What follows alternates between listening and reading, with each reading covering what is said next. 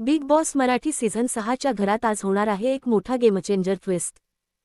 टोळी ग्रुपची मजबूत स्पर्धक रुचिता जामदार घराबाहेर पडल्यामुळे घरातील सगळी समीकरणं आता बदलताना दिसत आहेत. दुसरीकडे काटा ग्रुप स्वतःला कितीही स्ट्रॉंग समजत असला तरी आता त्यांच्यासमोर उभं राहिलं एक नवीन संकट. कारण बिग बॉसच्या घरात झाली आहे 3 नव्या वाईल्ड कार्ड सदस्याची धमाकेदार एंट्री. हे नवीन खेळाडू कोणाचा गेम बिघडवणार, कोणाच्या स्ट्रॅटेजीला बसणार धक्का आणि घरात कोणाची सत्ता टिकणार, हे सगळं पाहण्यासाठी बघायला विसरू नका बिग बॉस मराठी सीझन 6चा आजचा धमाकेदार भाग. मला असं वाटत होतं की आपण मिळून ना काटा ग्रुप थोडासा हल्ला पाहिजे. अग्रीड. कारण त्यांच्यामध्ये 2 लोक आहेत जे ॲक्च्युली करत आहेत, जसं की तन्वी आणि राकेश दादा, आणि 2 लोक आहेत जे काहीच नाही करत आहेत, ते म्हणजे दीपाली आणि प्रभू. त्यांना जर फोडलं ना तर तन्वी आणि राकेश दादाचं काहीच नाही होत, कारण ते रूल कोणावर करणार.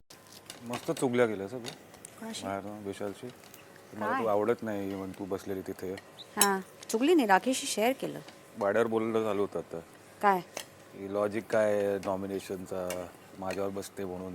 मला पॉईंट ऑफ व्ह्यू घ्यायचा होता सागरदाचा, राखीचा. तू म्हणूनच तुझा पॉईंट ऑफ व्ह्यू नाहीच आहे म्हणून मी तो नॉमिनेट करतो ना दरवेळेस.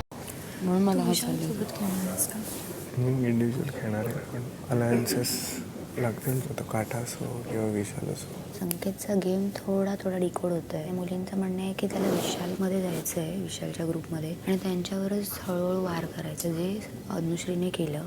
तर मला असं वाटतं तो तिकडचं थोडं खाली करून विशालला काढून स्वतः तिथलं वर्चस्व मिळवण्याच्या याच्यामध्ये आहे, आणि मग तो तुझ्याशी टक्कर देणार.